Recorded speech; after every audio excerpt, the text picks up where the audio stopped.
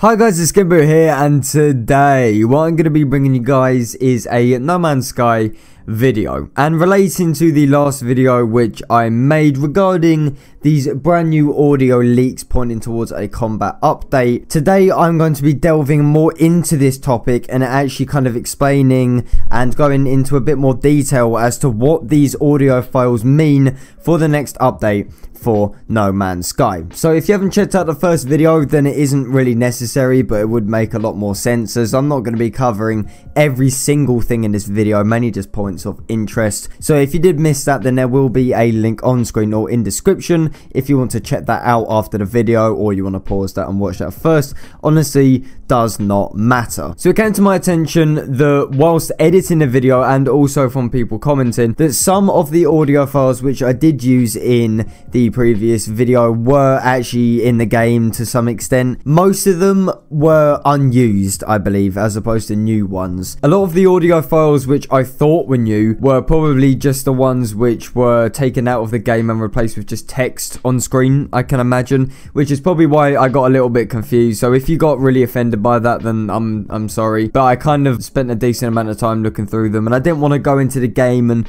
test every single one because it was just way too much fucking hassle. So I'm sorry about that if you got triggered by that, but that's just a mistake. I hope you can accept it. But now we can move on, and let's just get into the video. So first and foremost, one of the biggest and most surprising changes in this update, which is hinted towards, is the ability to change between a external camera and a internal camera. Now, in basic terms, what I think this means is that you can switch between first and third person. Now, initially when I heard this, when I was editing and also through watching other videos and comments and what have you, I immediately thought this would be for ships. It would make the most sense, wouldn't it? Ship combat seems to be the highlight of this update. Thereby, having the ability to switch perspectives would make a lot more sense. For a lot of people, third person would actually be really useful for fighting. I think, for me particularly, that fighting in your ship in third person would be so much easier than first. But there also is the possibility, if you consider it, that these external and internal camera changes can be for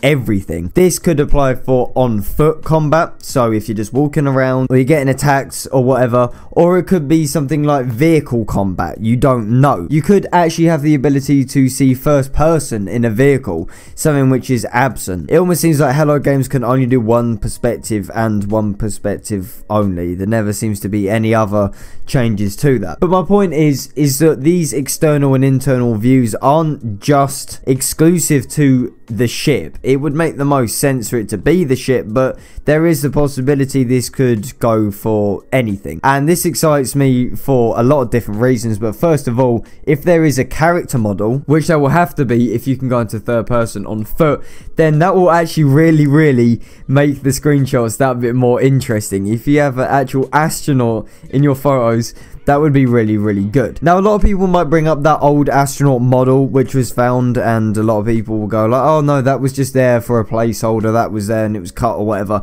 But they could actually put that to good use. It might make a bit more sense. But the idea of, as I said, first person and third person changes makes sense, as the whole update seems to be revolved around combat and the idea of danger. So that is something to consider, and will be really interesting if we were to see that. So next I want to talk a little bit about the planet danger side to this update. So one of the biggest things I think which has been leaked with these sound files is the subterranean temperatures. And in basic terms, I had to look this up because I didn't know what it meant. It means the heat underground. So what this points to is that on some planets, maybe even all planets, caves will actually be hot. They will have a different temperature the further down you go. So essentially, we could be getting an overhaul to the cave system, because at the moment, caves really serve one purpose and one purpose only, and that is to shield yourself from storms, and that's it. There's no real danger to them. They all look the same. There's never any animals down there. They're just really boring, to be honest with you. They're very, very bland and the same. So if this update were to add in the ability to go down into caves and it's hot and your life support is getting drained, because when you go down there normally you're fine, it's like you're in Earth because it's like perfect conditions, and that would make a lot more sense. If they could also further enhance this with things like cave exclusive animals, you know, like animals that are so deep down that they have like disfigured faces, that don't even have like eyes, almost like deep sea creatures, I think that'd be really fucking cool. So that's the whole subterranean thing. I think that would be really, really interesting. It'll actually give a purpose to caves and kind of links into that whole idea of altitudes as well in previous leaks to do with when you go higher up, your oxygen goes down, your life support goes down, things like that. It just makes it a bit more realistic. And then we have the leak of the whole hostile system thing, and in basic terms what I think this means is that there is going to be a system, probably just at random, that are completely run by pirates. They've been overtook by pirates and they shoot you on sight as soon as you go there. And I think this could be quite annoying, but it would probably make the most sense, I guess, as it's all about combat and they're trying to reinforce it and they get to show it off and everything like that. But I still think it would be cool nonetheless, almost like a rogue system. Maybe there's no space stations, maybe the planets have more pirates on them, maybe there's more sentinel combat versus pirate combat. Who knows?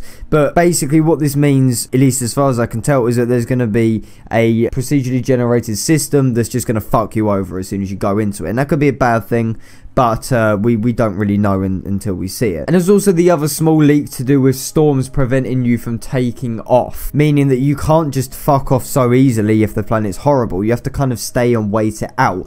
And again, this adds to the whole realism, the whole kind of meaningful damage of planets. Planets feel threatening, and making it harder to take off when there's a fat ass blizzard is not only realistic, but it makes you stay and experience the planet. You can't just leave it so easily. And the last thing which I wanted to talk about was the whole thing to do with missiles. So I would say this is probably the biggest point of the leaks. This is most definitely one of the most interesting and unique finds. Missiles obviously have been leaked, and there are some images to do with it, and there's a bit of confusion surrounding whether or not these are in the game and cut or if they're new things. But yes, they are new, and this is because in previous data mining expeditions before the Pathfinder update, people found no evidence of these missiles. These are a new finding once the Pathfinder update was introduced, so they can't be cut content. They have to be new additions. And missiles are a bit of an iffy kind of area to be on at the moment because people don't know what they're for. Again, when I first heard of them when I was editing,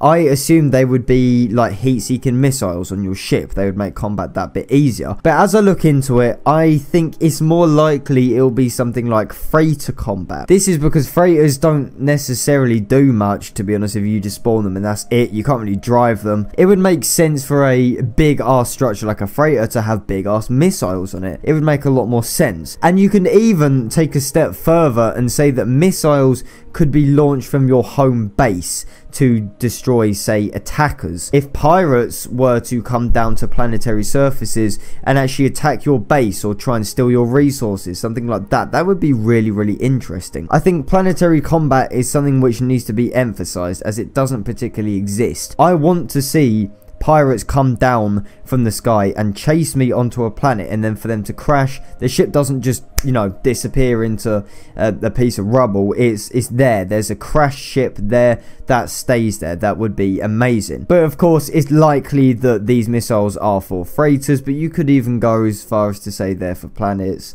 or whatever you want to say. But it's really just up to you what you want to believe in, but most likely it is down to freighters. So to conclude, this update for No Man's Sky, presumably coming around end of June, I would say, is looking to be set on combat and danger. I think Hello Games have realised that the combat side of No Man's Sky is lacking, and although it hasn't been the biggest selling point of the game, I don't think many people necessarily bought the game to have massive space battles, it's still an area that is lacking. And if they're sticking to their updates, then this is just one of the many criteria which they will have to fill to make the game closer to what it was advertised before release. So that's pretty much the end of the video, guys. I do hope you enjoyed. As always, if you did enjoy, then please do feel free to leave a like on the video. If you guys could also subscribe to MZK, then that'd be absolutely fantastic. And as always, I will see you guys on my next video. This is SkintBoot, signing out.